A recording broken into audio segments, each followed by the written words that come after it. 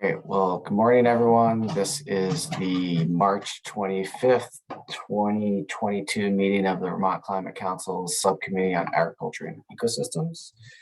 We're going to meet for about an hour this morning. Our agenda is posted on the website. We're going to have a series of updates and then, talk a bit about the work of the Biomass Task Group. Have a little bit of time for any just other topics that members want to raise, and then there'll be some time at the end for public comment. So welcome, everybody. It's been a little while since we last got together. And so our first task is to approve our minutes of last time, which are on the website and on the agenda, and then to approve this agenda for this week. So anyone have any comments or things they want to say about either the minutes or the agenda for this week? Okay, seeing none. Oh, good. Iris, Ryan, welcome. I know that. So okay, so let's consider our minutes and this week's agenda approved. Good. And then just for subcommittee members info, John Roberts let Abby and I know that given his new role, he's unable to continue to participate as a subcommittee member for some conflict reasons, but that he wanted to pass along his regrets and his great pleasure in working with all of us, and his hope that we can all kind of interact professionally again in the future. So great loss for us, but it's part of life when you take some of these jobs. So we'll miss John, but glad we had him while we did. And then David Mears, they can't participate today. They've got conflicts. So that leaves the rest of us. All right. And I did talk to John this morning, and he reiterated that he understands the ethical conundrum he presents, but he is quite perturbed that he can't be with us anymore. And he really enjoyed getting to know everybody here and working with us. And he hopes that, like Billy said, that paths will continue to intersect as the work continues on. And he really appreciates all the good work that was done here. Good. Thanks, Abby. Okay, so we don't have a ton of time today, so we might as well dive right into it. Marion's put the link to the agenda in the chat for anyone who wants to access it. And so Jane, why don't you take it away? And one thing that we didn't include on the agenda, but I'm hoping we can kind of work in today's conversation, is an update on kind of legislative matters related to the Climate Council's work. I know we had scheduled this meeting at this point in March to try to come after the legislative crossover period when there's a better sense of what bills are moving forward. So we should try to hit on that as part of our updates.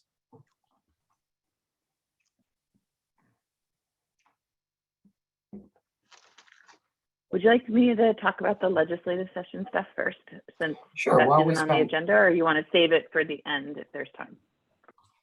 I don't know, why don't we do it quickly now and then move on to the other stuff unless folks feel otherwise. Okay. I just put in the chat, the last thing I dropped in the chat was a link to, well, first I should start by saying, hi everyone, nice to see everybody. Hope you're all well. I feel like it's been forever now at this point. Things are moving differently now at a different pace. I just dropped in the chat something that I shared that Marion and I worked on together for the council at a request. I think that actually originated in this subcommittee around trying to keep track of all the bills that are moving forward in the legislature that are related to recommendations or actions in the climate plan. And so I sent this out via email because we ran out of time at the last council meeting to go through this, but want you all to have access to it. And so that link there, it is a couple weeks old now, but it links up to the governor's big bill budget, the ARPA budget, and then the specific bills that have direct contact with or direct connection with recommendations in the climate action plan.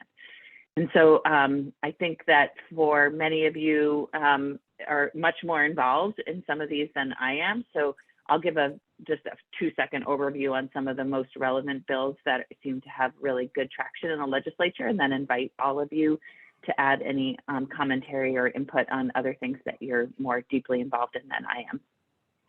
First, it feels the governor's budget, just so folks are aware, the base budget includes a proposal for a climate office in the Agency of Natural Resources. That's made it through House Appropriations now, and there haven't been any changes to that. Maybe while I'm talking with Marion, or I can actually probably do it while I'm talking too.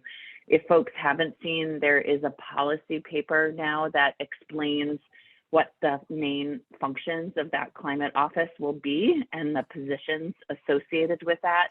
There's a substantial increase in base budget funding to ANR to pay for that climate office going forward. And so that the main functions of that office will be around community engagement. There'll be new position associated with equity and community engagement in that space. A second main function will be around tracking progress associated with the Climate Action Plan. And then the third bucket is around ANR's contribution to implementation of the Climate Action Plan by having positions that are focused on resilience and adaptation, natural and working lands, as well as mitigation specialist and data management as well, which is really in the tracking progress section. So that white paper is there. They'll also, I should mention, just there'll be a technical advisory committee, I think is what it's technically called, that is it's funny because I'm curious how all of this will work with a climate council, with a committee that coordinates the work of the climate office, but that will be really state government focused around the agencies that will be contributing and reporting to ANR on climate work. So that's in the big bill, seems to be moving to hopefully be adopted. And the white paper there explains it. So happy to answer any questions on that. Beyond that, the ARPA packages seem to all have generally remained intact, but right now the big questions are around weatherization. That one, there's some other bills coming out of Senate Natural Resources Energy that sort of take a different focus than putting all of the $80 million on the ground for weatherization. It really starts to look also at how to develop workforce. And so there's questions about how that will be married. The clean heat standard, which was the #1 recommendation in the emissions reduction space in the Climate Action Plan, passed out of the House and has been referred to Senate Natural Resources and Energy now. So that passed on quite a wide margin out of the House. There are concerns in some space around whether or not once the PUC designs the clean heat standard, because a lot of details are not in the law, and it leaves a lot of up to the PUC to design. Some folks would like to see that come back to the legislature before it actually goes into practice, but that did not make it into the House bill. So curious about whether or not that'll change in the Senate and what that means for the governor to sign it. What I would say actually in an equity space though, around the clean heat standard, where a lot of the conversation was really building a robust timeline to involve a public engagement process specifically to think about the impacts of the clean heat standard on low to moderate income Vermonters and frontline communities. And so there's a 2.5-year public process that's written into the law now that obligates the PUC and others to engage with a wide variety of communities on the design. So I think while not perfect in that space, it was really thinking about how to do that better than we have in the past. And specific to this committee, I know there's been a lot of interest and a lot of traction in the changes to current use and the changes to incorporate old forest into current use. And that I think has passed out of the House and is now with the Senate. And so that's exciting. The EJ bill has a long way to go. I'll say the environmental justice bill, there was I think it was moving quite rapidly, and then people looked at what it was going to cost state government to stand it up. And there are now concerns around where the money would come from to pay for the environmental justice bill. And so I'm not the person in our agency focused in on that, but there are concerns around now looking at discrete components of the EJ bill and moving some things forward and not other parts of it. And so I think if folks are really interested in that, that's one to stay engaged in to see what happens with it. I know Billy is more involved in Act 250 changes than me, and Billy's welcome to speak to that. There's a lot of other bills, but the Clean Heat Standard, the Environmental Justice Bill, and the UVA bill feel like the most relevant right now. So I'll pause there and see if others want to speak to anything else. Yeah, I'll just add one more, Jane, thanks. H606, which is the kind of 30 by 30 bill, a bill that charges A&R to develop a conservation plan for the state that would achieve 30% conservation by 2030 and 50% conservation by 2050. That's passed the House and is now in the Senate as well.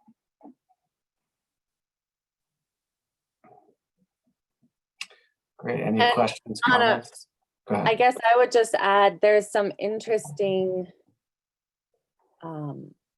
ways in which the discussion around H466 is developing.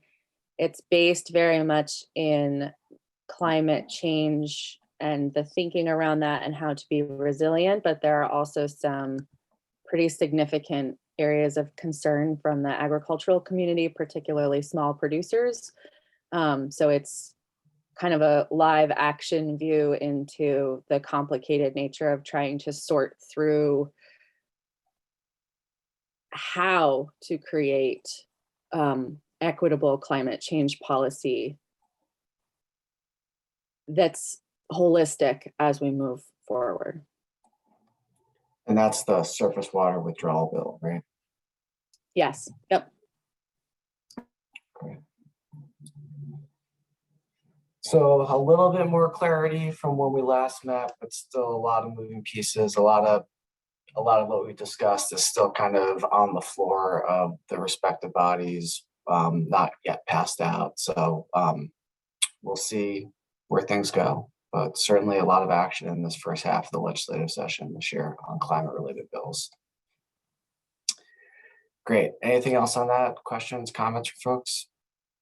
Okay, let's try to pick back up our agenda and get us back on time here. So Jane, do you mind talking through these next couple pieces?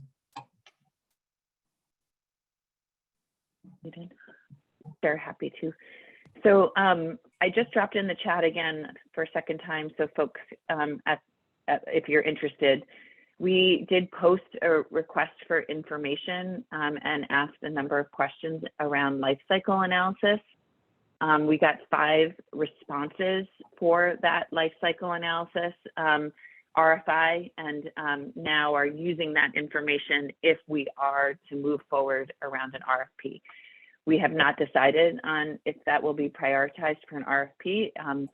The council met and considered the remaining funds that we have. We have just over $100,000 of like free and available technical analysis funds in the Global Warming Solutions Act budget. And so the council was not able to prioritize one technical analysis yet to move forward with, but it looks likely like it could be the life cycle analysis, but there are other components still at play in that space. And the steering committee will be meeting on April 4th, and council members are encouraged to join that meeting, and we'll have a space on the agenda because some council members wanted it to come back to the full council and the majority wanted it to just go to the steering committee rather than schedule an additional council meeting to keep things moving. So really, we encourage council members to join that steering committee meeting, as well as others, to voice interest and concern around where those remaining funds should go. However, we've been moving forward with the life cycle analysis and continuing to learn about the kinds of questions we want to ask. And so the RFIs, we got 5, as I said, they're linked on that page that I dropped in the chat for science and data. And it's very clear to us now, especially as we move into talking about biomass later on the agenda, that there should be a representative from Ag and Eco in the space working on the life cycle analysis, so that the questions and concerns around biomass that we're definitely in, that is a space where we're going to explore those issues around how to account for biomass in the inventory and how it relates to net emissions as well. And so we'd like, cradle to grave emissions from where they are generated to where they're finished. And so we'd love to ask, we're thinking if that small task group that's been working on life cycle analysis is only science and data folks, because it was most germane to the inventory, and the inventory was being managed in science and data. Ag and Eco is managing the carbon budget. I really think we need to break down those walls, because that is very confusing, that one group's managing one and the other group's managing the other. And really they're very integrated and back and forth. And so for the life cycle analysis, as we consider developing an RFP and ultimately think about the tools that we'll need to inform policy decisions, it would be great if somebody from Ag and Eco was willing to be a representative on that task group. And I think it'll also be germane to some of the questions folks want to consider in the biomass task group, but are more related to data and the scientific questions, and will be covered in the life cycle analysis task group. And so hoping that as we move this forward, that there's a representative from Ag and Eco who would be willing to step forward and sit on that task group. So the RFIs are there in the link for folks to look at and consider. We're welcome to have a conversation now about what that time commitment and looks like, or if there's anybody who's interested in that, it'd be great to hear now, or I'm happy to follow up offline, but just want to make sure that group is more inclusive of voices. May I just ask a quick question? So is the small group so far only science and data folks, and so it would be multiple science and data folks and one Ag and Eco representative? It can be more than one Ag and Eco rep if you want. It's Okay. very technical. I just want to encourage that this is like, the conversation around the life cycle analysis is very much a technical conversation, but want someone who has the technical knowledge around biomass to be able to ask the questions we need to have to inform a value equity, more broad conversation over here. So, but yes, I would just say that I take your point, but that approach and or line of thinking is partially why we're having so much trouble moving forward. I think is there are ways to be technical without being completely or only having expertise in science and data. And I think if any of these things going to work moving forward, we need to start to understand that there are different ways of technical knowing, and that needs to be given equal credibility weight in these discussions. And I don't feel that it necessarily has been so far, but I'll stop now and let Ryan and Judy go.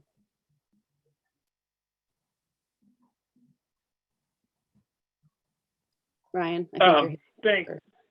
Sure, I'll jump in. I heard two things there. I heard a flattening of the distinction between the work that's happening in emission inventory land, carbon budget land, how that intersects with the life cycle analysis RFI that was just returned. The Agency of Agriculture has an interest in the life cycle analysis conversation, especially since a number of the respondents that provided a framework for looking at life cycle analysis included both explicitly agricultural energy use as well as agricultural land use inventory sectors as part of their response to the RFI. And so while I am not prepared to provide feedback or commentary on the biomass question, in breaking down silos, there is a specific interest from farmers and the agency's perspective on agricultural energy use and how that may be represented in the life cycle analysis. So I would like to participate to represent the agricultural side of the equation. I am not equipped to deal with the biomass technical question. Thanks. Thanks, Ryan. That's great. Judy. Thank you. I also am not, I'm pretty technically challenged in those areas, but I do know how to ask questions. I do know how to ask questions that typically have not been asked. And I come from a different perspective. So I too would like to serve on this committee.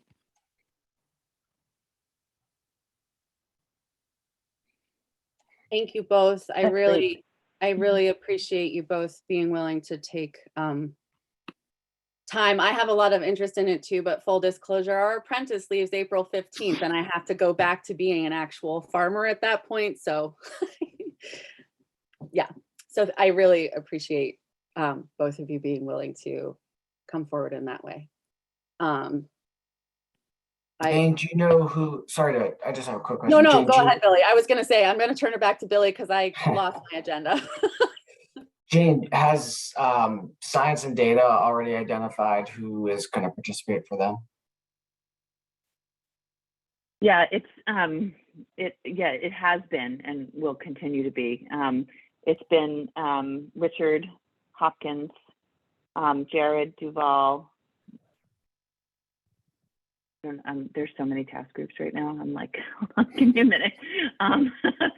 And a lot of DEC staff because it's about the inventory. So Colin Smythe, Megan O'Toole, TJ Poore was part of that all throughout last year, but now has resigned from Science and Data as an on cross sector. And so not sure, right now it's just been those folks meeting. And just to be clear, this is really happy to have everybody participate. This is really about like the math and the accounting for the emissions of these things. And that's sort of where this task group boundaries end. And then I think that the decisions around that then are informed by the substantive work groups like the biomass task group takes that information and uses it to make recommendations and actions. So just want to say it's very much a math equation technicality group, and that's what we'll be discussing. And I just put those parameters around it because I think it's hard to see sometimes, and maybe we can drop in the chat, but the level of work that's happening now beyond the subcommittees, the task groups is more for Marion and I and others, and we need to have the discrete scope of these groups has to be very clear and focused for us to keep them manageable. I'll pause there. Okay, Judy. Yes, I want to address what Jane just said. That's been the concern I've had right along, Jane. If serving on the biomass committee with some of these people, their perspective is very narrow-minded. And although I may consider myself average in math, I gave birth to a son who is now a math professor and who married an actuary. So I can figure out some of these math things. And I just want to be there to give another perspective because it can quickly become narrow-minded if there's nobody there, like Ryan said, to give the farming perspective.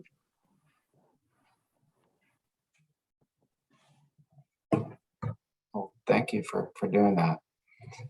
All right, well, I think we've got some reps for us, which is great. If others are interested in participating in this after reviewing the RFI materials, please reach out to Jane and share your interests. I think there's probably room for at least another person or two from this group if you're so inclined. All right, so let's see, next thing on our agenda, where to go? I think is a quick update on the ag emissions inventory. Is that correct? So take it away, Jane. Does Charlie have one? Just a quick clarifying question on the link that you posted, Jane. It looks like there's 1, 2, 3, 4, 5 or 6 responses to the RFI. Is there a copy of the actual RFI in there that I'm missing, or is that separately listed somewhere? It's not there. I'll drop the link from another time from where the RFI was listed. Okay. It was thanks. That you can. the questions are embedded though in the way they all responded, because it's Okay. like ordered questions and answers. So you'll see the responses to the questions. Okay, that works. But I'll then. put Thanks. it in if you just want to see the questions. So the ag emissions, this can be pretty quick, but just want everybody to know that the Department of Environmental Conservation, Megan O'Toole, took the lead on drafting a U.S. Climate Alliance grant that would fund largely the questions that were articulated through all of your work that were elevated through the carbon budget, what we learned from the carbon budget, and what we want to continue to learn in order to inform either changes to the inventory itself or supplemental analyses that would support the inventory, similar to the way the life cycle analysis will. And so we used the questions that were put forward in the framework that you all worked on and adopted from the Ag and Eco group, and recommendations around the carbon budget to inform a grant. We asked for $100,000. Ag agency staff were part of that. Justin and Ryan helped review that and provide input on the draft grant. And that is pending. So I think we were told last week, or we were just told a couple days ago this week, that we'll know by April 7th. I would really hope that we would just know by the steering committee meeting, because that way we would know that we clearly had funding for this and didn't have funding for something else. But they've said that we'll know by April 7th around this space, and then we would move forward with those the questions that were put in the grant, similar to the climate action plan and the memo that you all prepared, and moving forward development of an RFP for that work. So that's our hope, that it'll be funded. We've had questions back and forth a little bit with the Climate Alliance, but haven't heard one way or another yet. So just wanted to let folks know that that is out there. That's positive. Any questions for Jane on that?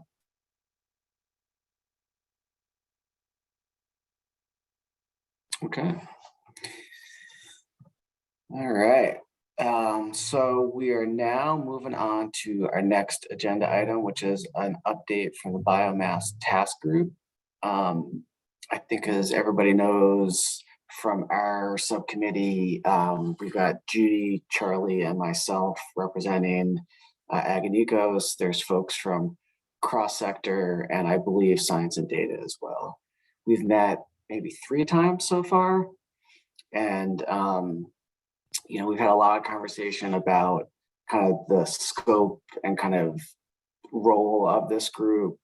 A lot of questions about the actual emissions associated with the use of wood fuel for different applications, and how the state's inventory and other regional inventories do or do not address those emissions.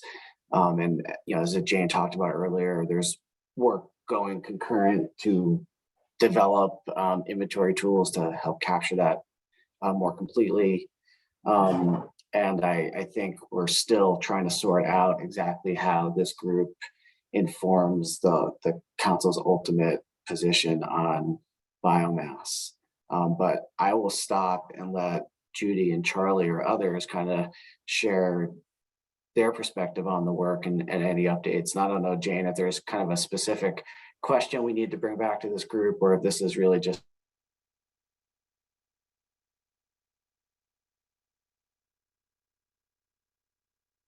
I think Billy froze. I think Billy froze. So hopefully he'll come back. Judy and Charlie, do you want to jump in and fill us in from your perspective on that, on the progress or updates on that group?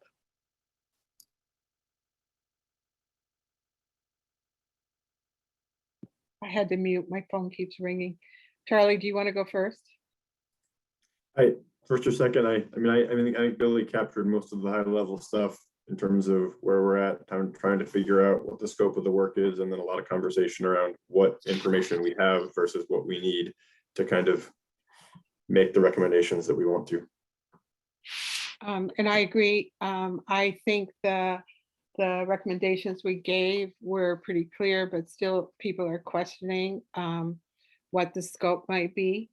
I think these meetings are important because questions come up that aren't often considered.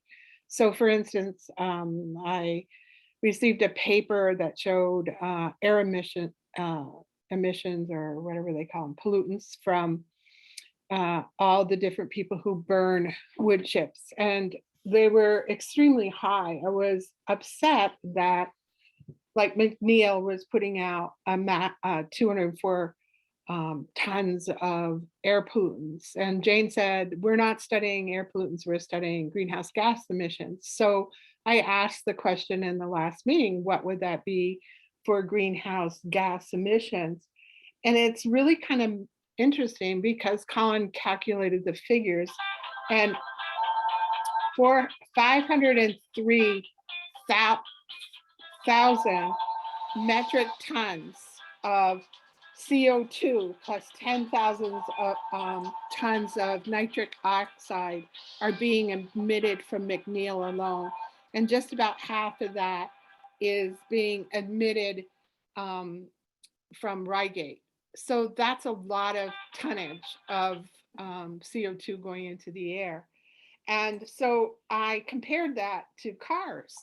Like, what does one car give out? And one car, according to the EPA, gives out 4.6 metric tons. And so when you compare that to the tonnage for McNeil, it comes out to be a little more than 109,000 cars. We only have 194,000 cars registered in this state. And then, so when you add Rygate onto that, that's about another 35,000 cars.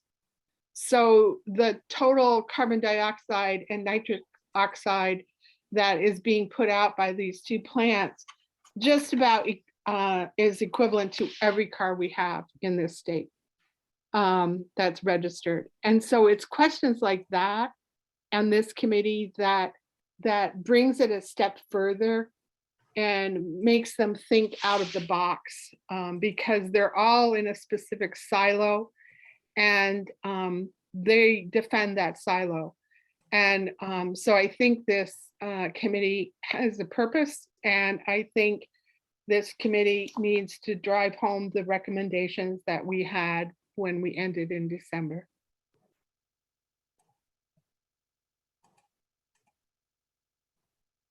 Thank you, Judy. Oh, Jane, go Oh, ahead. Jane, I'm not saying we have 435,000 cars. I'm saying we have 194,000 registered vehicles. Well, when we talk about registered vehicles in the inventory, we actually talk about, I'll have to look in the modeling that we have, but I think it's much closer to 450,000 registered, but I could be wrong, so I don't, I'll look. And just so you know, the numbers that Colin gave for the greenhouse gas emissions for biogenic emissions, both from wood heat in our, Colin did a presentation at the last meeting that showed what our biogenic emissions are. So from burning wood in our house, from district wood heat, from McNeil, from Rygate, that's always in the inventory. Just so folks know, it's not like it's hidden. It's every year we produce we calculate what those biogenic emissions are, but they're not accounted for in our inventory. And that's a question and a policy question right now that is open, and that is what the life cycle analysis group will be looking at a bit to make a recommendation to the council. But the total biogenic emissions that we produce from heating our home with wood, from district wood heating, from McNeil and Rygate is actually over 2 million metric tons. And our whole inventory, everything else is 8 million metric tons. So I don't think anybody's arguing that there's a question about what we should be doing with tracking wood emissions in our inventory. And that's, hopefully, what we're starting to get at. And we currently sequester about 5 million metric tons through our natural and working lands.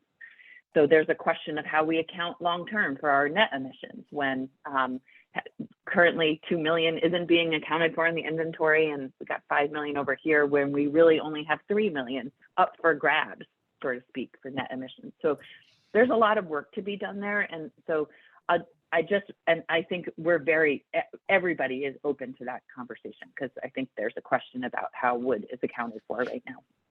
So I hope and appreciate that comment that you keep making, but I feel like we are open to that. And I think that's a consistent theme. What I will say is I just wanted to highlight what I saw as next steps in this process, so that can inform your conversation as a subcommittee today. So there's the cross-sector subcommittee met last week and had an update on the biomass task group. And they talked about it as a question in their mind around what are the policy recommendations that they feel like are within scope for the climate, for this task group to be considering. And when they thought about that, they weren't necessarily saying, they were trying to consider what the Climate Council has already made decisions on via policy recommendations in the CAP. So there's the clean heat standard, as I said earlier, was a #1 recommendation from the council around biomass emissions. There was no councilor that didn't support that recommendation. And that has advanced wood heat as one of the primary clean heat measures. So we've already in the climate action plan, as one example, said wood heat is a policy that we are going to support at home heating levels. So not in McNeil, not Reigate. That's definitely not something anybody's taken a position on, but home heating. And so how does that then jive with the recommendations that came out of the subcommittee if we've already said over here that home heating is a priority and a clean heat measure? And then the other question has been for me is what's within scope of the task group that we can answer now, or do we need to wait based on what we're learning through the life cycle analysis? And I think that is what cross-sector sort of took away and said, yes, there are very much policy recommendations that need to be made with biomass, but we need to wait until we have this life cycle analysis so we have a full picture of the impacts of burning wood and the benefits of burning wood through via sequestration and storage. And so I think the next steps were for you all to see if there was consensus on that as a subcommittee for you all, what the feeling would be. The task group will meet again. I'm scheduling that for next week. And then either next week or the following week, I have everybody's dates and just haven't sent an invite out yet. And then from there, hopefully the task group agrees on what is within scope based on ongoing work in the life cycle space, ongoing commitments in the climate action plan, and then a reasonable path forward based on that. And if not, then it would have to be brought to the council for the council to decide what the task group should be doing. But as I said to Judy, as I've said to others, I don't think the council, I think that it would be great if the task group can agree and advise the council. But if we need to, we can use the council to decide. But that doesn't always work that well at the council, I think. So I was hoping the task group could just come to agreement. But we'll see. That's the process is hopefully the task group agrees. Thank you, Jane, but I hadn't finished reporting out either. I also wanted to mention that in discussing the life cycle analysis from cradle to death, we discussed that there's going to be this comparison thing happening. And I think there has to be input from us as to what we're comparing, because I want it to be apples to apples, not apples to oranges. And and hopefully it will be, because like Jane said, they're the scientists, they're the mathematicians, and they can figure it out, but only if somebody asks for it. And I'm concerned about some of the accounting that they are doing, because they kept referring to things as being net neutral, like McNeil and Reigate. And there's no way McNeil and Reigate are net neutral. And when you look at the the forms that are out there as to who's admitting what the emissions are. It's not just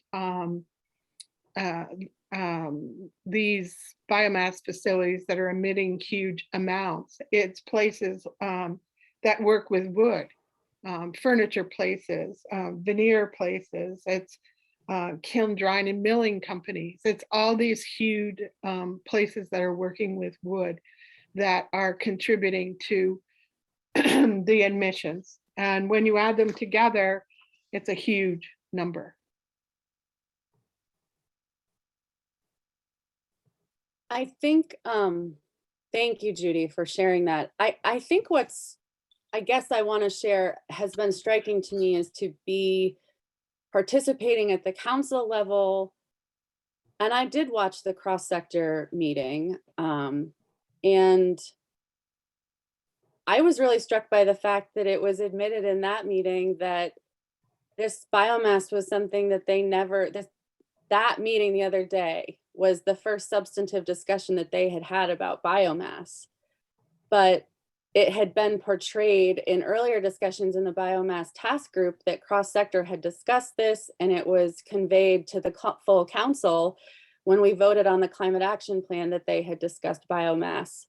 And I am very concerned about the pattern that is emerging from this work, where our committee and our expertise, because it's so wide ranging and brings in, frankly, different voices and different ways of knowing, that cross-sector is deferred to as the relevant and upheld expertise, as is science and data. And that is how this entire process has been conducted. And frankly, I'm just, there will be and there can be no just transition for anybody if the conversation proceeds as it has been laid out. And the same voices are the ones that are being upheld and uplifted and deferred to over and over again. And at a certain point, the data becomes irrelevant, because if we can't demonstrate to the Vermont public that we're willing to talk about this in ways that the Vermont public understands or thinks about these issues, which is not through a science and data lens and is not through a technical lens, and they're thinking about it from their lives as full, whole people, I don't see how we're going to move forward. And I also want to say that had I realized how this conversation would proceed, I would have changed the way that I spoke to biomass before we voted on the plan. And I don't quite know what to do with that. And I keep hearing that we're working on engagement and how we're structuring process and things like that, but it's the same people that I'm hearing from that are feeling like they're being pushed aside. And it's just not okay. I'm really concerned.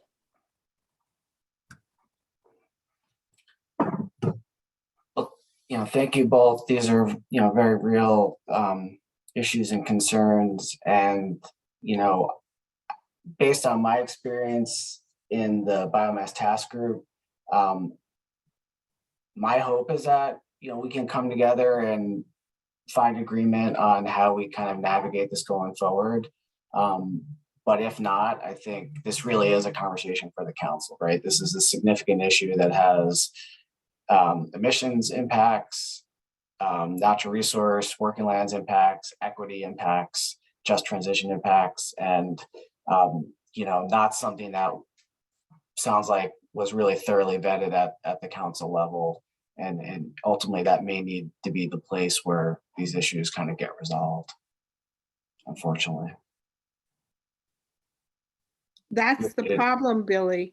The council level has already said they've reviewed biomass, and clearly they haven't.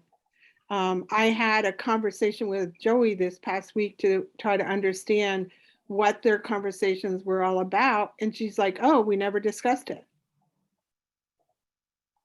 So we're putting our beliefs in the hands of people who aren't taking the time to discuss it or to research it.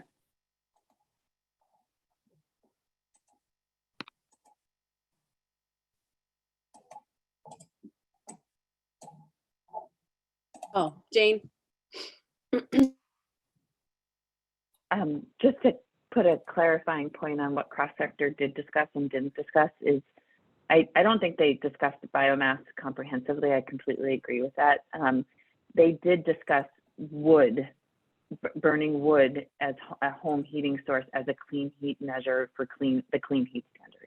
And they talked about the benefits and disadvantages of that. So it was a very narrow conversation, but there was discussion specifically about the role of advanced clean wood heat in the clean heat standard as a clean heat measure. So narrow, but home wood heating was discussed.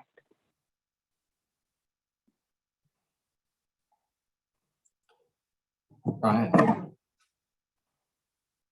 Thanks. Abby, I just wanted to make a comment based off of something you raised in your commentary just now, and just reviewing, obviously, the designee for Secretary Kevin for the Agency of Agriculture, and so the Agency of Agriculture has an interest, of course, in agriculture, but we are a regulatory agency. So when you look at the composition of the Climate Council and working towards consensus, there's only one member designated to represent the farm and forest sector, which is 80+% of Vermont's land base. And so you have a committee, as I feel the bill was passed, to look more specifically at this really, I think, important opportunity for mitigation and resilience, not just for those that operate and manage land, but also the ecosystem services that can provide for mitigation potential for the state. And so just the composition that the policymakers put forward, right? The legislature put that composition of the Climate Council in statute. And so some of the structural issues, I think, about the composition of the membership may make it feel like some of the agricultural, forestry, or other natural and working lands perspectives are, just by design of the council. Doesn't make them less important. And I think, we've made some very important contributions to the conversation. And I think we should continue to, dig into many of these important issues. I just wanted to point back to the GWSA itself that created this whole process. And I would certainly think at least one representative from farms and one representative from forest, even though, of course, they are together, as we've learned in this process, would, be perhaps better representation. Maybe there should be more. But I just wanted to share that comment. Thanks. Thanks, Ryan. Charlie? Thanks, Abby. So I completely agree with everybody in terms of kind of past mistakes, bumpy roads, things that weren't considered. But I do, on a positive note, I think through our work in this group and discussions on the Biomass Committee, we are slowly course correcting to some degree in terms of getting movement forward on getting the information that we need in the right form that we need it to make informed decisions around what we're going to change to affect the outcomes we want. And so I am kind of a little bit, I don't know what the right word is, but I take heart in the fact that I do see some of these steps moving forward. And so I think that as we move forward with the life cycle analysis work that Jane's describing, we will have a better understanding of exactly kind of what the net is, because that's to my perspective with the emissions work is kind of where we need to know is what is the net impacts, and then how do we change those in the different kind of subsectors of this to achieve the outcomes we want. And so to some degree, there's decisions that task group or this committee can and should be making, but I'm not sure we can make them until we have all of that data in hand. There are certainly other decisions and conversations that we could be having around some other topics like equity that maybe we can continue to advance in the interim. But I just wanted to circle back to kind of, I think, Jane's main point around, okay, if the task group's going to keep meeting, what are we going to focus on, and how are we going to move forward with with those conversations and decisions. So bringing it back there, I do think that if the group meets, there's certain decisions that we can't make until we have all the data in hand, versus conversations we could keep advancing in the interim around things like equity, perhaps, or if there's other outside people we want to bring in, the group can talk about that as we want to. But yeah, I guess the point I'm trying to make is that cross-sector's suggestion that some of this work, I think, needs to be paused until we have all this information in hand. I do agree to some extent with that as far as a part of the biomass task group's work.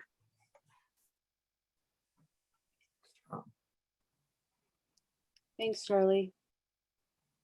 We want to try to get a sense of this group, if that approach seems like a logical one, kind of waiting for some of this life cycle net emissions data to come in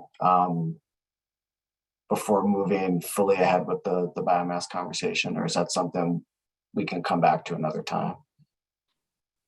Acknowledging we only have a few minutes left this morning. Yeah, I don't agree with that. I think there's too much to learn in the meantime, and we need to figure that out. Like I just gave you an example of what came out of the one question I asked at the last meeting. Mm-hmm. If we don't continue to learn, we sit back and then we find out these tools are not tools that'll help us, where are we going to be? We've lost a year. Yeah, I guess the one thought I would add is to the points that both Charlie and Judy made, and I guess what I was trying to get at earlier is from where I sit, there's an automatic credibility that's given to a certain type of either educational background, type of data, type of science, type of lived experience, etc. What I see as the work ahead as the biomass task group, or if the biomass task group continues to meet, which I personally, it's easy for me to say that I'm not a part of it and I don't have to show up, but I do think there is value in it continuing, because there is so much learning to be done, even just around how the conversation manifests itself, what voices are brought in, what are like there. If the council, what has driven me crazy about this whole process is the complete and utter lack of procedural equity within the council, within the subcommittees, within the way that the subcommittees talk to one another, within the way that information is shared across subcommittees, within the council. And there is a deferential hierarchy that is at play. So I see some of the work ahead, at least if we're going to do anything differently than how we are, some of the work is in the learning that needs to be done as to how you go about creating policies in a different way, based in different data sets that encompass a more holistic perspective of the issues on the ground, not just, respectfully, folks who are looking and processing at data and numbers all the time. I mean, you need to balance that with the people who, Charlie and I in our work every day take science and data, it's metabolized, and then we're putting it into action. That really matters. If that perspective isn't woven in to how the policy is built, how the data is perceived, how the problems are approached, then you're not going to come out with policies at the end that are effective for the most people. And, in the face of climate change, that's really, really important. And it's not that one or the other is better or worse, but they're different and they inform different things. And they need to both be there to build out just an equitable policy. And it has not been my experience that the weight given to those of us who do work is the same as those of us who think about the work. Fair enough. Charlie. Yeah, I just want to kind of follow up on, maybe clarify what I said a little bit better. I think, a lot of the things that Judy's raised around emissions and things that we didn't know that we now know or weren't on the table, but now are on the table that we're still working with, I think those are conversations we still need to have. I'm wondering a little bit if some of that accounting discussion, though, is now going to be moving into this life cycle analysis task group. If there's conversations happening around a focal area, from my perspective, it'd be great to have all the conversations happening in the same place, right? So if the biomass group is going to continue to wrestle with the life cycle accounting, carbon accounting, emissions questions, and that conversation is also happening in this life cycle analysis task group, to me, that's not a good framework, right? And so I think we need to pick a place to have the conversation and then go have it together in that one place altogether. So I think the how we count, what we're counting questions, I think, are moving into this other group. So I'm wondering now, what does that leave the biomass task group working with?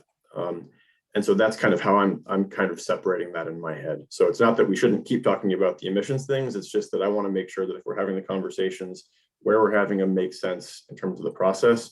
And so as far as the biomass task group goes, again, if there's things that we want to keep doing learning on to better inform the work, I'm here for that. If there's equity considerations we want to have that are not specifically tied to emissions, I'm here for that too. I just want to make sure that we're not having two different conversations in two different rooms that will eventually collide and collapse when they finally come together. Yeah, that's helpful. Oh, thank you, Billy. Understood. If it's okay with you, I'll just keep. Is everybody else okay to stay on for a little bit longer so we can finish this up and get to public comment? Okay. Thank you, Billy. I hope the rest of your day goes smoothly. Thanks, you too. I think I got another minute, so I'll stay here till Okay. I have to go. Judy, go ahead. Yeah, I'm agreeing with what Charlie is saying. And I totally agree with what you said, Abby. We just need to keep going forward. But the other interest that I have is, it seems from what Jane said that there's an overlap as to the people that are on the biomass committee and the other committees. So I'm thinking that the learning process will be for everybody, pretty much. And if not, it should be.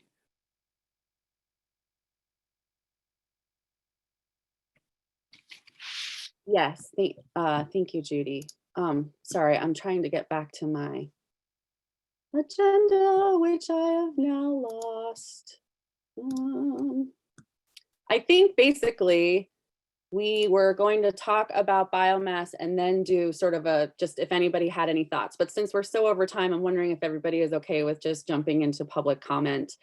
Cheryl, I completely take your point that I'm sorry. I was part of the mismanagement of the time, and I just felt like it was important that we talk through some of those things in a fuller way. But I do apologize that means that public comment means that not all of the committee members that were here could hear it. But if those of you still here from the public are interested in sharing with us, we would love to hear what your thoughts are in the moment. And you can just, yeah, okay. So Cheryl, go ahead. Let's see. I know, Abby, I think these meetings have such important stuff and people always want to talk longer. And I think it's great. I just think everybody should stay. But I mean, I don't even want you to not continue talking about all of the stuff that you're talking about. But all right, it's my turn. Good morning, and it's really good to see everybody again. And it has been a really long time, so it feels kind of weird. And as always, I sincerely thank all of you for doing all this work. It's huge. So it's really concerning that the biomass issue might be put on hold again, pending more studies, more research, et cetera. In other words, fixing the problems with the life cycle analysis. But a life cycle analysis is really only one part of the equation. It's so much more than that, as a few of you have already said. So this is really what's been happening for decades with climate change, among other things. And it's the reason why we are here now, where we are, with, you know, the parts per million being more than 420 when they really should be down around 280, right? Repeatedly putting off decisions and action for more research, more data is just continuing the problem, continuing to deflect. And this sentiment is also from scientists, at least some of those here, also including some of those here on the call today. We can't really wait anymore. It's time to stop counting and start deciding.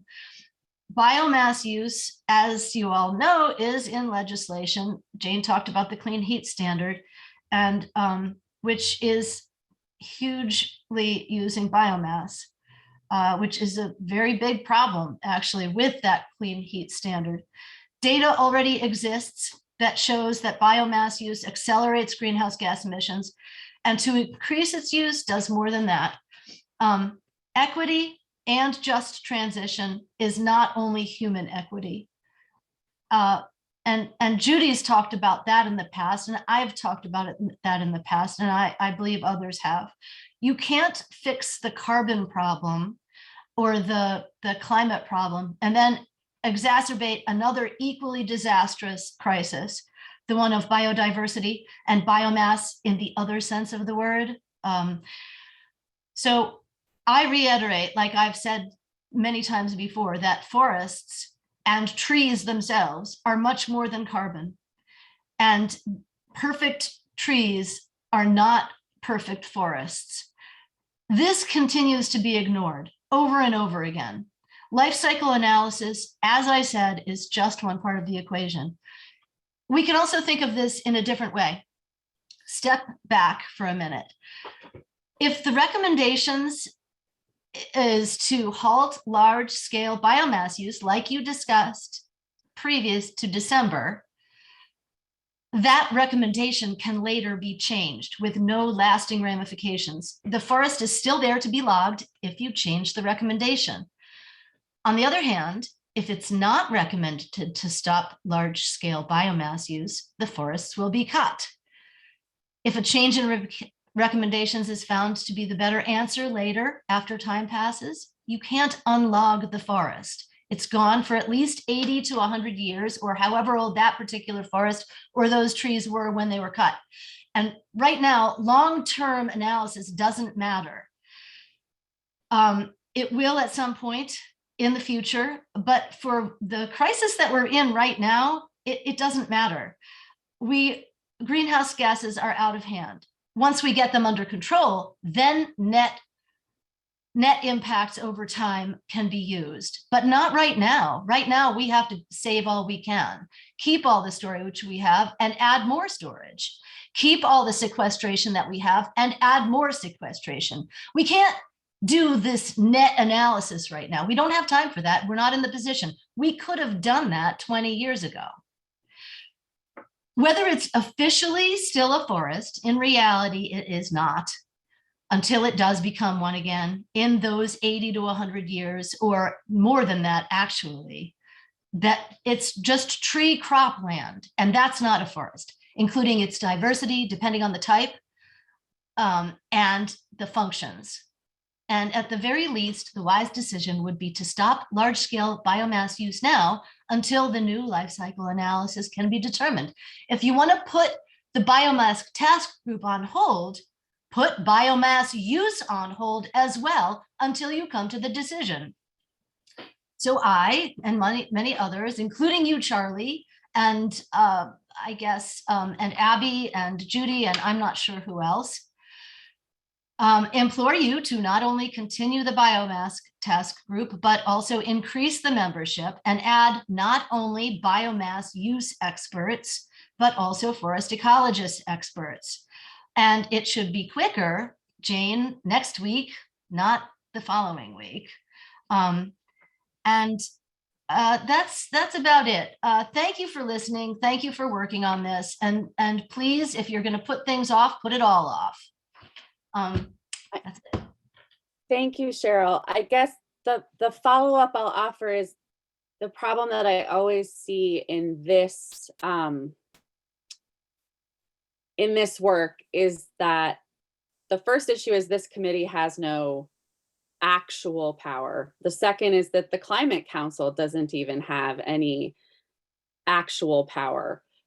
So I guess my recommendation at this juncture would be, as I'm starting to try to tell myself regarding what I see personally as the flaws in the GWSA, is that we now need to turn to the legislature to help them understand the ways in which things need to be adapted so that we can engage in a process that addresses the breadth of the issues and the concerns in a far more substantive and equitable and holistic manner. But I hear your frustration. We're happy to be a sounding board in that regard. I just feel badly. I'm going to just be very honest and tell you there's nothing that I don't see much that we can do from where I sit, but we'll keep trying. Thank you. Judy, apologies to members of the public. Judy did remind me that Jane did ask, I think, for our official recommendation from this committee as to how the biomass task group should move forward or should not. And it's my sense that we agree. I think we still have quorum. Charlie, Jake, Ryan, myself, Judy, Iris. Yeah, so we have quorum. So is everybody comfortable with that being the step from Ag and Eco, or the recommendation from Ag and Eco, that the task group can, I'm not sure how we want to frame it. Charlie, stop laughing. All right. Abby, I think the way that Jane was asking is if we should continue or if we should and be on hold until the tools that they're working on are completed. So the question is, do we continue until they're completed? Do you agree, Charlie? Yeah, Charlie, is that your takeaway from? Yeah, I'm okay continuing because I think there are things that we can still discuss. Again, my biggest concern is when we start having conversations happening in different spaces about the same thing. And so I think the biomass group can continue to meet, but I think that we need to kind of shift discussions around emissions, life cycle analysis, that kind of work into this other task group.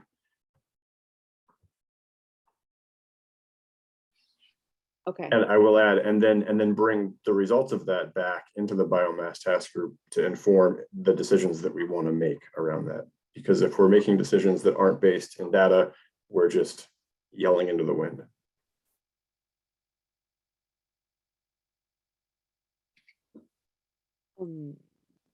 Again, so the question is, do we continue with the biomass group and then add in what comes down the road in a year from now with the new tools?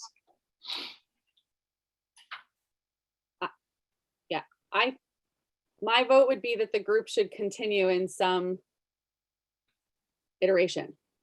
I do not think the biomass task group should be shut down. I think that's insane given the moment. Charlie's got a thumbs up. Ryan? Iris got a thumbs up. Jake, Ryan, thumbs up. Judy. The agency has no opposition to the biomass. Considering I would be neutral, and if there's consensus to move forward, I wouldn't object. Okay, then I'd say there's consensus to move forward. I'll try to follow up with Marion to make sure that that's reflected properly or how we need it to be. I just want to address Beverly's comment in the chat. That's a great question.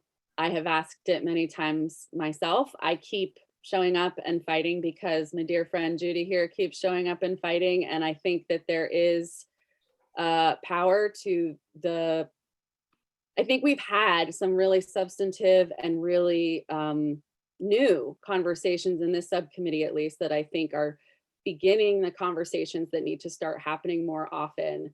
I agree, though. It's been one of the most disheartening things I have ever been a part of in my life.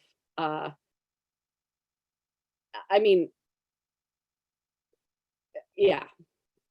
Maybe I should say, Annette, certain aspects of the Climate Council, it feels like, have a lot of power. It doesn't feel like those of us who have been asking the same types of questions the entire time do. I'll get in a lot of trouble for that, but here we are. All on public record on YouTube forever. Woo! Steve, over to you. I don't know how to follow that. But I guess I want to, so I'm Steve Crowley from South Burlington. I represent the Vermont Sierra Club here. And I got a few quick comments. First, about I think the concept of environmental justice applies to this a lot. One of the lessons that we have learned as an organization, both nationally, but really even here in Vermont, I'll give that in a second, is that this disconnect between people, not just people who have power, but people who have expertise and education in a certain way of doing business, a certain way of thinking about things, can really easily conflict with what, maybe people call it lived knowledge or whatever, but just, people that don't have that, commonly accepted way of thinking about things and solving problems. It's a whole different language, a whole different background, a whole different vocabulary. And so one of the common disconnects is about that kind of language when it comes to environmental justice. We did this little campaign maybe 15 or 20 years ago.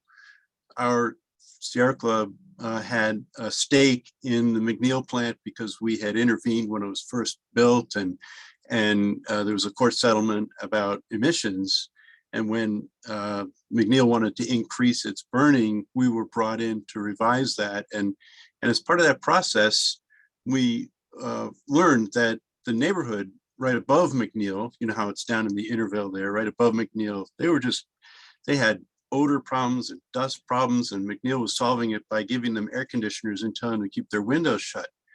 And there was this enormous disconnect between, they would just talk right past each other in the same room, and everybody would get frustrated on every side. And so it took a lot to kind of break through that. But I think that's a really common thing that the only way to deal with it is to recognize that it's happening, and it really is happening here. So I think it's valuable for all sides to realize that that is a common phenomenon, and it's not necessarily the fault of one person or another. It just kind of happens, and you have to work with that and work around it. Second thing I want to mention, I guess I want to second a lot of what Cheryl said earlier. Maybe not every part of it, but certainly a lot of it.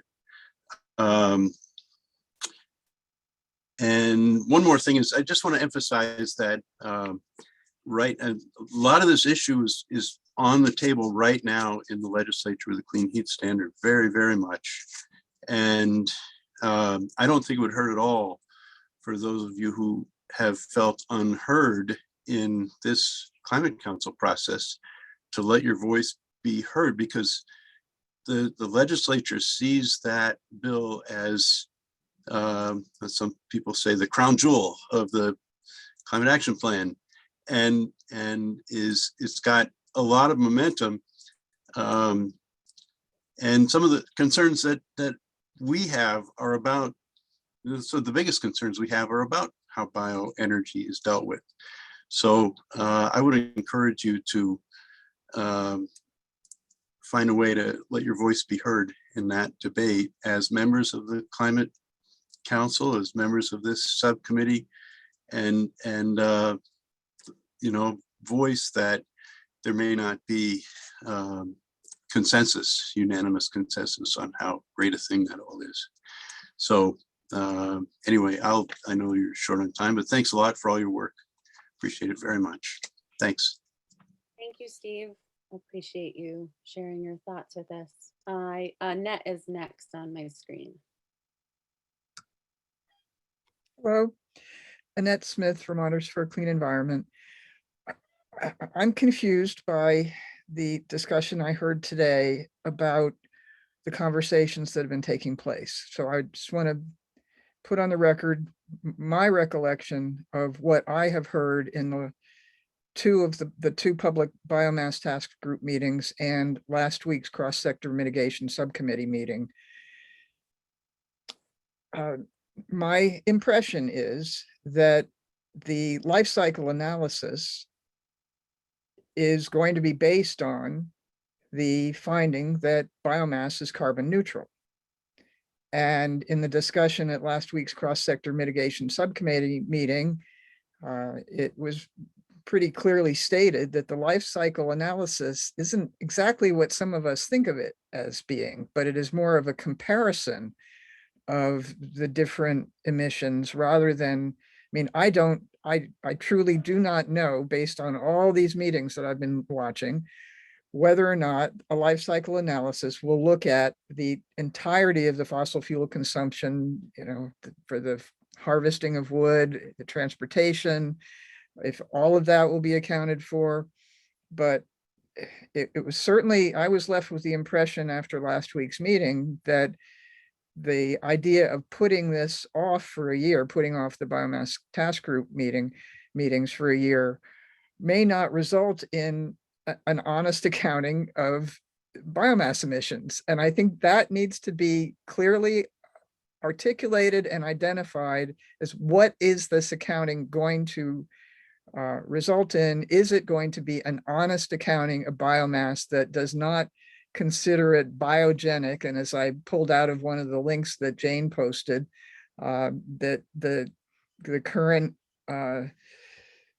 position of the state of Vermont in emissions accounting is that biomass combustion is considered to emit 0 CO2 emissions because the CO2 is a biogenic origin. Is that or is that not the ongoing position? And if not, then how is that getting addressed? Because I haven't heard that what Jane and I think Charlie said were that they thought that that was going to be looked at, but I haven't heard that said.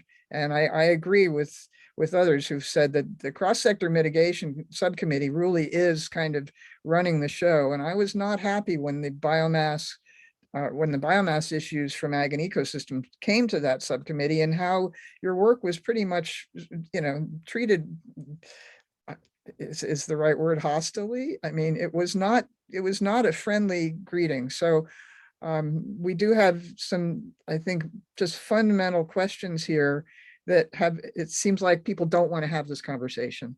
So I really appreciate that Judy asked the right question last time. What are the CO2 emissions of McNeil? And she actually got that. And it's huge, but it's not, you know, okay, the trees are going to grow back in 100 years. So what? Where are we? Are we in Vermont or are we in La La Land? So thank you. That's my comment for today. I appreciate those of you who have stayed to listen.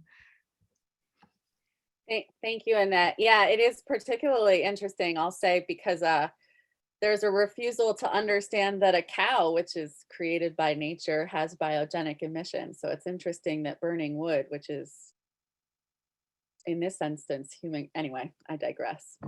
Vanessa, you're next on my screen. Hi, I'm Vanessa. I'm representing 350 Vermont today. And yeah, I just want to affirm the points raised by Judy and Abby, particularly about the process and the lack of information sort of going to the different committees. And we're looking really closely at the Clean Heat Standard bill right now that's in the legislature. And that bill just does not consider the ecological and human rights impacts of what it's putting forth. I mean, it is truly going to be a devastating bill if it goes through. It relies on market pressures that are going to drive massive deforestation, the growth of biofuels, and is going to displace, food crops. It's going to divert water, and it's going to be doing so global as part of a global market. Again, taking over indigenous lands across the world, rising food prices, And so it's amazing to me, right, that that's just not being considered at all as part of the evidence on this bill, and we need to stop it. I guess is my take on it, and I think that any of you who can who can participate in raising your voices from the perspective that you have in this committee would be incredibly important. And yeah, just want to officially say that we can't continue to look at the carbon emissions as the goal, but we really need to look at the whole system. As somebody else said earlier, we can't continue to meet Vermont's energy needs on the backs of marginalized communities and ecosystems beyond Vermont. And this clean heat standard bill would actually weaken our ability to survive the climate crisis. So we have to think about the goals. And in terms of the life cycle analysis, on biofuels in particular, we know that those cannot be traced, and that most biofuels actually have worse carbon emissions or as bad as fossil fuels, right? And so not only are we about to cause severe damage to people and ecosystems, but we're also not going to reach the goals. So I don't know how we got here. Clearly, there's something not working in this process. Thanks. Thank you, Vanessa. I guess, again, all I can say is I have raised concerns, particularly about biofuels. Some of the other things, right, I don't have the relevant expertise to understand, but certainly the degradation of land base for the production of biofuels is something I'm pretty familiar with, and it hasn't gone anywhere. So again, there may come a moment where we have to put together sort of a coalition of folks that are interested in trying to help the legislature understand the ways in which we could reform the GWSA. I don't, because it is, as I read it or understand it,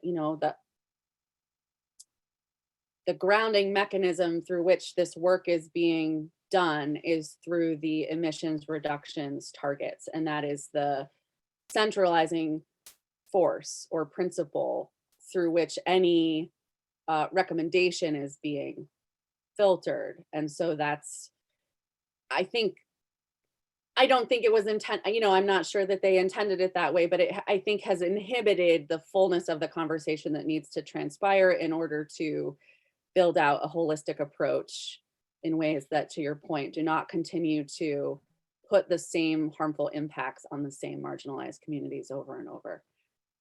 But even on that front, right, in terms of the emissions, the biofuels piece, I mean, it's going to be over 50% of the way we meet the clean heat standard, right? Over 50% of our clean heat is going to come from biofuels. That's the analysis, and we've passed that by Jared Duval and the authors of the white paper, and they didn't dispute that. So I don't know what good the Climate Council is if that's the conclusion it comes to, and that's its leading policy to address the climate crisis. Touche, I think is, I hear and understand your frustrations and concerns. Thank you for sharing them. Jennifer. Thanks, everybody. It's been sobering and great to hear all of your perspectives. I'd really like to advocate for a holistic and coordinated approach, and it's been said a couple different times by Ag and Ecosystem Committee members, subcommittee members. And I think I'm an ecologist, and honestly, I don't fully understand carbon accounting, life cycle analysis, the carbon budget, carbon inventory, net emissions versus gross emissions, how equity considerations come into play. And I think that the legislature needs to have the best possible understanding of the intersection of all of these concerns, as does the public. I think as members of the public, we need to make decisions about our wonderful wood stoves. We need to make decisions about how we look at the forest and farmland that occupies 80% of the state and how we behave as individuals.